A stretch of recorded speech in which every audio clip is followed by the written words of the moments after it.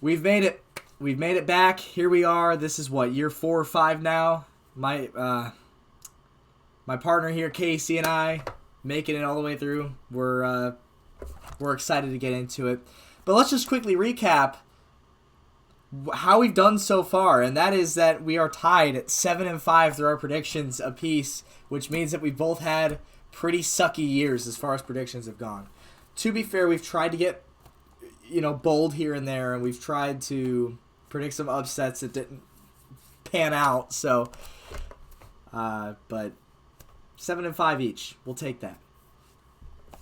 Yeah, I mean, we made some bold predictions. I feel like there was a lot of boldness in this playoffs with who thought Washington was going to go to the NFC Championship. I feel like the AFC was pretty predictable. I really didn't see much out of the AFC. I didn't expect, but the NFC, of course, like the Rams with how their season started, they making the playoffs, winning a wild card game. I mean, a lot went down in the NFC, and we just couldn't predict all that, but we were close on a lot of them. And so another year. I guess we're going to be above 500 when it's all said and done in terms of predictions, but kind of mid, though. I mean, you're right about the AFC, though, because I'm looking at it now, and I think both of us only got one. You had 2 wrong in the AFC. I just had the 1 wrong in the AFC, which is, of course, the wild card. We both had the Chargers beating Houston, which didn't happen. So for me, that's all I got wrong. And then you kind of chose the Bills last week, which I don't blame you for. If I wasn't a Chiefs fan, I probably would have said the Bills too. But, I am a Chiefs fan, so I can't go against the team, right? But, look, as a Chiefs fan, we're back in the game, and this is nuts. I mean, 3 straight seasons is crazy, and 5 Super Bowls in the last 6 seasons is just stuff that, if you're a fan, you don't even fathom of that ever happening in your lifetime. No fan base is, from what I've seen, has ever been this spoiled. But, I hate to say it, but if there was a team that deserved it, it was probably a team like Kansas City, where, the owners came from the founders of the AFC. We sucked for 50 straight years, had 50 years in between Super Bowls. And, not trying to sound like, oh, hey, we're so much better than you. That's not at all the case, but I just feel like this was very deserved for the Chiefs as an organization and for the fans as a whole. But it's been remarkable seeing this team fight and get back pretty much every single season. Just the drive that this team has and the quarterback that we have too has been insane. But here we are, Kansas City, back in the Super Bowl. Yeah, I mean, it's really poetic at this point. I mean, you look at both sides. Obviously, the Eagles are a different team. It's not night and day maybe per se than, the last time they played in the Super Bowl just 2 years ago against Kansas City. But it's definitely different. And I think, like you said, for the Chiefs, it's like, at what point, are they going to break? That's what I keep asking myself every single year. I mean, we saw them lose the Super Bowl in the 2020-21 season against Tampa. We saw, Mahomes' first start lose in the AFC Championship. Obviously, that year the Rams and Bengals played in the Super Bowl. The Chiefs did not make it. But since then, it's been utter dominance. And I think we just have to keep asking ourselves, when is this going to stop? I mean, I know for you, you're loving this. You're living in the moment. But it's like, from an outsider perspective, it's just it's so confusing because, we really haven't seen anything like this before. Obviously, the Patriots had 2 separate dynasties. The Patriots had their early 2000s success, winning 3 Super Bowls, and then winning 3 towards the end of Brady's career. And then, of course, the 72 Dolphins, won back-to-back, and 73. But we haven't really seen, this consistent getting back to the AFC Championship game every year. And it's admirable, and it's also, confusing because it's we just, it's the Chiefs. It's not a team that's necessarily had that success. Like you said, they had a 50-year Super Bowl drought, and they've turned it all around. Yeah. Well, and the Chiefs, they're finding new ways to win and to get to this point every single season. It's not just every year they're doing the same thing. No, they're evolving each year, and they're attacking their weaknesses every offseason. And it really stems from the GM, Brett Veach. That's really the bottom line. He was the one who was an assistant at the time that we drafted Mahomes. He went and scouted Mahomes, went to then GM John Dorsey and insisted that he draft Patrick Mahomes. They did. That was all Brett Veach's work. And then what happened was the Chiefs with Mahomes the first year as a starter. They had that high flying offense. Just super fun to watch. They're putting up like 40, 50 points every single week, and then they lose in that AFC Championship game to Brady and the Patriots with just a terrible defense all year. And so what do the Chiefs do? They fire their defensive coordinator, Bob Sutton, and they go and attack the defense. Defense gets a little better. They win the next season. They make it against the Bucs in 2020 with a great offense once more. But by the time they got to the Super Bowl, their O-line was completely dismantled. So what do they do in that offseason after they lost the Bucs in the Super Bowl? They went and they attacked the O-line, and they got it fixed. And so, it's just this is a remarkable team. It's been really, like I said, just stems from the GM Brett Veach. He's drafted Trent McDuffie, L'Jarius Sneed, who's no longer on the team but was a tremendous help. He goes and gets guys like Trent McDuffie and I already said Trent McDuffie. I meant what's his name? Like he's been drafting receivers. Yeah, he's been getting a lot of receivers too. Rashee Rice, Xavier Worthy. At the deadline, you get DeAndre Hopkins. And Hollywood Brown this last offseason. When our receiving room these last 2 years, although the Chiefs won both the Super Bowls the last 2 years, they were still, their weakness was the wide receiver core. So what do they do? Even though they're coming off of back-to-back Super Bowls, they go and attack the wide receiver core. So this is a team that is so smartly run. And you have the coaching staff and the quarterback in place to where as long as your GM is running things competently, the rest of the pieces will do the work for you. As long as Andy Reid and Mahomes and Brett Veach are the three horsemen of this operation, as long as those three are part of the organization, the Chiefs are going to be a good football team, and they're going to make it far every single year.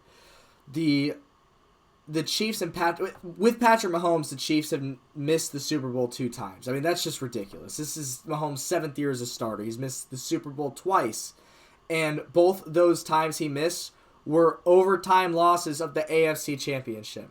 I mean, it's unheard of. It's remarkable, and yeah. And I know why everybody is now at a breaking point with the Chiefs where nobody can stand the Chiefs. I get that, man. I was the same way with the Patriots. But now that I'm a part of the success and I'm a part of the fan base that gets to enjoy all this, I understand now just how good the Patriots were. And now I have a respect for them looking back. But let's talk about the Chiefs wide receiver room, because last Super Bowl against the Eagles 2 years ago, Super Bowl 57, the Chiefs wide receiver room was Juju Smith-Schuster, Justin Watson, Kadarius Toney, Sky Moore, and Marquez Valdez-Scantling. Those were the receivers on the Chiefs. They still won the Super Bowl. You had touchdowns from Kadarius Toney and Sky Moore in that game. By the way, Sky Moore, that's still to this day his only career NFL touchdown was the one against the Eagles in that Super Bowl. And he is inactive this game for obvious reasons. We've got great players way better than him. I don't know why he was ever on the roster, but had the one touchdown in the Super Bowl. But let's look at the wide receiver room today as opposed to 2 years ago. Now we have Xavier Worthy, Juju Smith-Schuster, Hollywood Brown, DeAndre Hopkins, and Justin Watson. I'd say that's just a little bit of an upgrade from that previous wide receiver room in the Super Bowl 57. So, Tony's enough talking about the Chiefs. We can get into the Eagles, but let me hear your thoughts first. Well, I was gonna say and Tony's was a punt return touchdown, right? Or no, he brought it inside the 5 or something. No, it was the first corn dog play where on the motion, Kadarius came in from the outside and then ran back out on the snap, and he was wide open. And Sky Moore had the exact same play on the opposite end of the field for the same touchdown. Yeah. It was literal identical plays for the two players. So, here's my thoughts on it. I have a lot of mixed thoughts on the Super Bowl. As I've been talking about it on my podcast here at USC this week, and I've come to some conclusions, right? I mean, the last time these two teams played in the Super Bowl 2 years ago was 38-35. I'm not going to comment on the call at the end of the game with the the holding or pass interference, whatever they called, because I know that was controversial. But the point I'm trying to make is the Eagles got better, and they lost by 3 2 years ago. I'm not necessarily saying they're going to win, because I do think the Chiefs are going to win. I'm going to just say that right now, because the Chiefs, you can never bet against the Chiefs. I've learned that. I've said probably in this video series we've done when they've played multiple teams. I probably I probably chose the Eagles last time. I don't remember, but the point I'm trying to make is it's going to be tough. It's going to be a lot harder for the Chiefs this time around than it was last time. And remember, it was a 3-point game. So I think this really could be a 1-point game. I think it could be even low scoring. To hear from you that, there was not much offense created from the receivers last time around. Granted, they are better now, but then, of course, the Eagles add on Quinion Mitchell, Cooper DeJean, Jalen Carter, 3 guys that are my X factors, and that's on top of an already great defense that is going to try to overwhelm the Chiefs, as they should. And so I think it's really going to come down to the Chiefs O-line in this game, as well as Patrick Mahomes looking to his reads cerebrally, not forcing looks, not forcing Kelsey. I think that's sometimes what I've analyzed in a few of these Chiefs games. It's like, obviously Kelsey's that guy. He's tried and true. He's been with the team for, so long. And I want to see Mahomes, I think to win this game, he's going to have to spread the ball. He's going to have to throw it deep, test those rookie corners. And, I think Xavier Worthy's going to have a really good game because Kadarius Toney, love him or hate him, was really good at those gadget plays, and I think Xavier Worthy is better, and also just so talented and a lot better of a player than Kadarius Toney. So I think that's definitely an upgrade that I looked at. Yeah. And so, I guess to give my official prediction to put in the book, to put in your notebook, I'm gonna have the Chiefs winning, but I think for them, it's going to be just a huge testament to how they can stay resilient late. Mahomes, I think I saw a stat earlier that, when he enters the fourth quarter trailing in a playoff game, he's undefeated.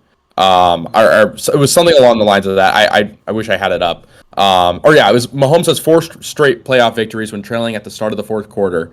And so the point I'm trying to make is the Chiefs are going to have to stay resilient, and it's really hard to stay resilient against such a great rushing attack. Obviously the Bills have, a pretty decent rushing attack and other teams they played this year.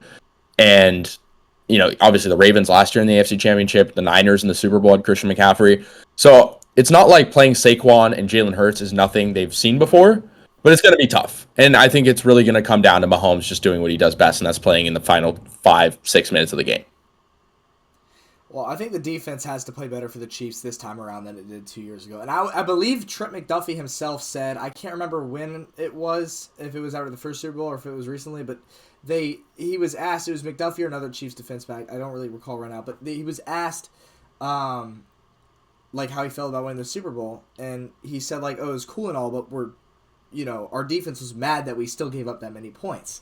I feel like this Chiefs defense is motivated to not give up 35 this time. And if you're concerned about the Chiefs putting up 38 again, and the offense has been a concern to the outside view all year because, oh my God, they haven't scored more than 30 in a game. Okay, well, here's 32 in the AFC Championship. The Chiefs score when it matters, and they play to their potential when it matters. That's why, anybody who watches First Things First on Fox, you'll see Nick Wright, who's smart guy, also a really big Chiefs fan. He sounds cocky all the time because he's like, oh, the Chiefs season starts in the AFC Championship.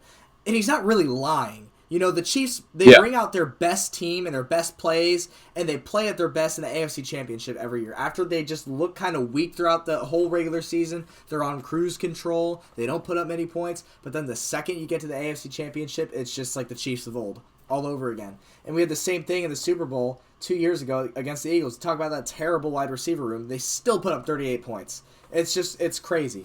And the big thing I hear from the Eagles' perspective as to how the Eagles can win this game is Saquon Barkley.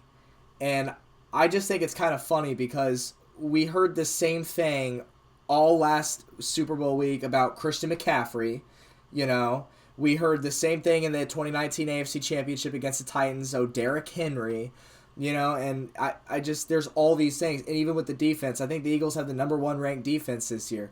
Okay, Niners, I'm pretty sure, had the number 1 ranked defense last year and in 2019 when the Chiefs won both those Super Bowls. So I just don't think that there's ever a concern for the Chiefs as long as you have Andy Reid and Patrick Mahomes. That's what it comes down to. And just for the record, obviously, if there was any doubt, I'm picking the Chiefs to win the game. So, for the record, I predict the Chiefs will win. Now, look, I think it's going to be a nail-biter, just like every Chiefs playoff game. I think it's going to come down to the end, and I just think Mahomes comes in clutch in the big moment, as he always does. And I also predict that there's going to be an obvious penalty against the Eagles that rightly gets called, and then when the Chiefs win the game, everybody's going to go back to that rightly called penalty in the first quarter and say, see, it's the refs. They love the Chiefs. The Chiefs won because of that one play. It's so ridiculous every single week. Everybody's just making any excuse in the book they can because they're just tired of the Chiefs winning. I get it. Same way with the Patriots. But, I mean, we're witnessing greatness, and if you're a true football fan, man, you just got to appreciate it. Yeah, and I can sort of relate to you. I mean, not to steer away from football too much, but I had the Warriors dynasty. Warriors. Yeah. And it was the same exact way. Like, the Warriors started out, like, 2015-16 winning, like, there's 82 games in an NBA season. They would win, like, 70. Mm-hmm. And then they realized we only really have to win 55, and we'll make the playoffs. And as long as we have Steph Curry and Klay Thompson, and then you add in Kevin Durant later on, they're going to win the finals. And that's how I feel like with maybe even to a lesser extent, because the Warriors had like a starting five of like all-stars, whereas the Chiefs have like Mahomes, a great coach, and Kelsey, and like a great, a lot of good defensive players. Maybe like some under the radar guys though. Like they don't have like a Myles Garrett. I mean, they have Chris Jones, but they don't have like a star-studded cast. But they have that one guy, and they have that one coach, and then they have that tight end who has been with them and knows their system. And so, completely relate, completely agree. And to your point a little bit earlier about like, stopping the run, I think the interesting thing is too, it's like you have Saquon and you have Jalen Hurts too. Like obviously Saquon's a great runner, and then you have Jalen who can, rush and that as well. And I'm sure people, have said, how are the Chiefs going to stop a two-headed monster? But you played the Ravens last year in the AFC Championship game. So I think it's really for the Chiefs, it's like, how do you simplify the game? Let the Eagles throw, like stop their run. You're going to win the game. I mean, it's not going to be a pretty game that way. If they have one or the other, it's not going to be pretty. But why not stop one and let the other one, progress?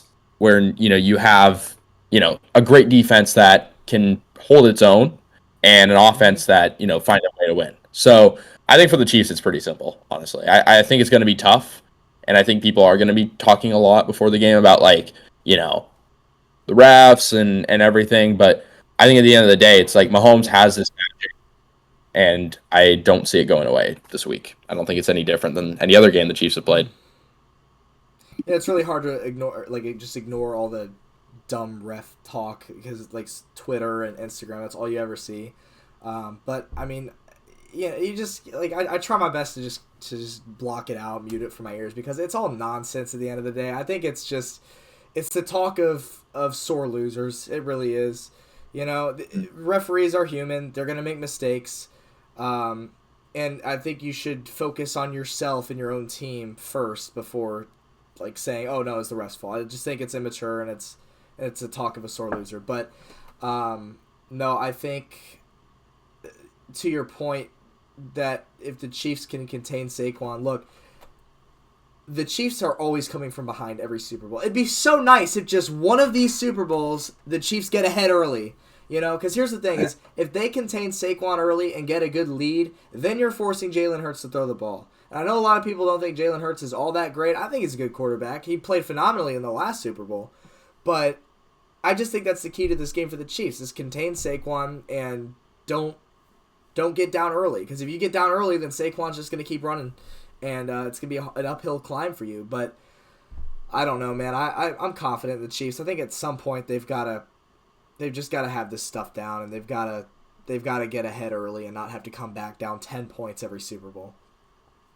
Yeah, and I think like there's always storylines in the media about like it's a three-peat and there's pressure, and so I think like if the Chiefs can block that out, because at the end of the day it's another game. It's just another game. It is another accolade for a guy like Mahomes who's been in every one, and Kelsey too, and some of the other guys.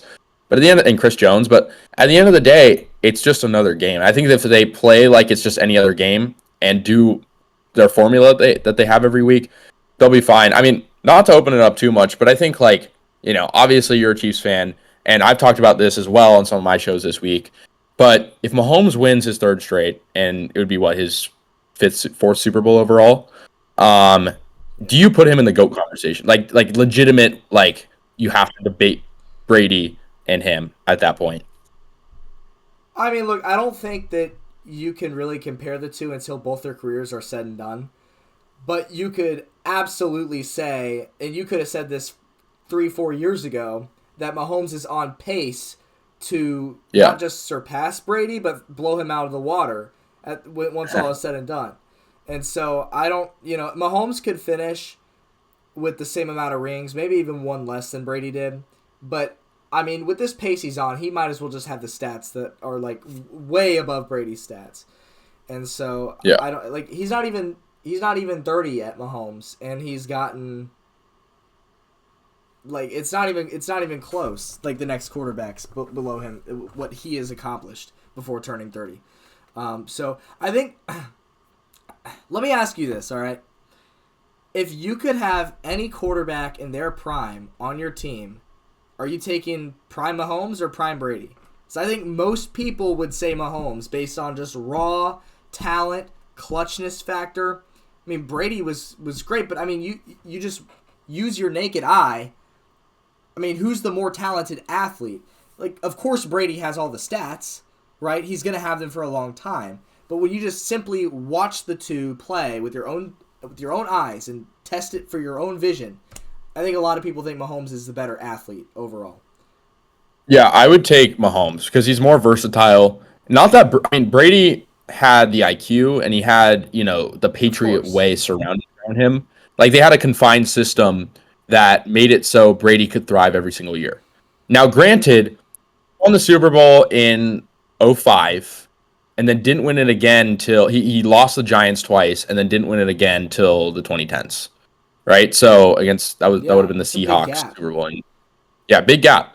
And I think a lot of that comes with the Patriots didn't necessarily evolve, and they didn't really need to because, Belichick is an old school coach. He kept things going. He brought in guys like Gronk and Edelman over time, and they severed ties with other players like they had Randy Moss earlier on. And it's not like the Chiefs don't do that, but it feels like the Chiefs, like a few years ago, everyone was saying the Chiefs have an awful defense. Now they have one of the best in the league. And earlier, people were saying, oh, the Chiefs don't have X, Y, and Z, or they're a one-trick pony with Kelsey. They go out and they get receivers that can supplement Mahomes' game. It's not like the Patriots didn't have elements of that, but the Patriots seemed like the same team every year, and that wasn't a bad thing. They won 6 Super Bowls within a 2-decade span, but it feels like the Chiefs are constantly adapting to the NFL, and the NFL is always changing, whether it be rule changes, dynamic kickoff, or you have teams changing or quarterbacks change. Quarterbacks aren't running, they're running more than we've ever seen them run, and they're throwing differently, and they're, defensive players look different than they did 5-10 years ago. So you have to evolve with the game, right? And the Chiefs are just doing that more, and I think Mahomes is doing that a lot. Mahomes is changing the way he plays, and he doesn't get injured much. And not like Brady didn't get injured much either, but Mahomes is a much more versatile. Brady wasn't running, Mahomes is. Yeah. So I think that's a huge part of why I would pick Mahomes. He's versatile; he can do anything. Yeah, I think anybody who doesn't choose the guy who's made 7 straight AFC championships every year he started his career, I mean, what are you arguing at that point, So yeah, I think it's look, right now, today, Brady is the GOAT. All right, if Mahomes wins the Super Bowl tomorrow, Brady's still the GOAT. You have to let both the two quarterbacks play out their careers, and then you can then you could discuss. But I think you'd be a fool to suggest that Mahomes isn't on pace to surpass Brady. Yeah. I mean, if he wins the Super Bowl, he'll be, I believe, tied with Joe Montana for the second most by a quarterback. That could be wrong. Yeah, that's a guess. I think that's right. I think it's just Joe Montana. Yeah. Yeah, because it goes Brady has 7, Montana had 4 because Steve Young had the 5th for San Francisco. So, I mean, at that point, like, he is the one, like, he might not even be the number 2 in the conversation. He's more like the 1B, and we see, like, Brady's the 1A. We see how it progresses in the next 10 years or so. Yeah. If Mahomes retired after the Super Bowl tomorrow, he would absolutely be the second best, at least, to ever play the game. Yeah. And he'd be a first ballot Hall of Famer. He'd be all this stuff. So, the fact that he's not even 30 yet, and he is on the brink of being tied with Montana, like these greats, like Montana. It's remarkable. It's crazy. Yeah, for sure. Well, I know you got to get out of here soon. Do you have any thoughts about the Eagles and how they've gotten here, what their game plan? How did the Eagles beat the Chiefs other than Saquon? Yeah, I mean, I talked about it a little bit earlier, but their defense, everyone's talking about their defense. But I want to see how the young guys were like, because like I brought up Cooper DeJean earlier. I brought up Quinion Mitchell, Jalen Carter. Those guys haven't played in a Super Bowl. And I know it's just a game at the end of the day, but I want to see how those guys rise to the occasion, especially against, a Chiefs receiving core that's like not super star studded, but also like, but they can spread it out kind of thing. Yeah. So that'll be interesting to me. I also think like it'll be different not having Jason Kelsey in the middle. I know like their O line has done a very good job in blocking for Saquon and Jalen, but that's what I'm looking at as well. I want to see how like because the Eagles now are in their third Super Bowl in the past 5, 6 years, 7 years, and so it's gonna be. I think it's also gonna be a coaching game as well because I think really like when you have a guy like Saquon in your backfield, like time management is like an interesting thing you can play with. So I want to see how the Chiefs respond to that, but also how Sirianni deals with that because I know like in the last Super Bowl that was sort of an issue down the stretch for the Eagles and it came back to bite them. Yeah, no, for sure. The Eagles have a great team, and the matchup that I'm gonna be eyeing for most of the game is I believe it's Jalen Carter on the right side of the O line, right, or the left side of the O. What I'm trying to say is I believe the matchup is going to be Joe Thuney versus Jalen Carter. Yeah. And Joe Thuney has been the undisputed, unsung hero for the Chiefs this year. In my opinion, he's single-handedly saved the Chiefs season. You had two terrible left tackles over there, and Wanye Morris, and even worse than Wanye was Kingsley Suamataia. So what did the Chiefs do? They moved Joe Thuney, who's a guard, not a left tackle, over to left tackle, and he's been playing phenomenally. So we'll have to see how Joe Thuney can handle a guy like Jalen Carter, and that's the matchup I'm going to be eyeing the most because if Joe Thuney does his job like he has been doing, Mahomes can get a lot of time. It's not going to be like the Tampa Super Bowl where he scrambles for 498 yards, the most by far in Super Bowl history. He'll have time to get rid of the ball, and I think the offense is going to do better this time around. I think the Chiefs still haven't given up more than 30 points this year, and I think if the Chiefs score 35, that's all they need to win. Yeah. Well, we'll see. I mean, they stopped Nick Bosa last year for the most part, so we'll see how that comes into play. But just about 24 hours from now, we'll have our picks are right. Yeah, absolutely. So either way, we're gonna have the same record. Yeah. Yeah.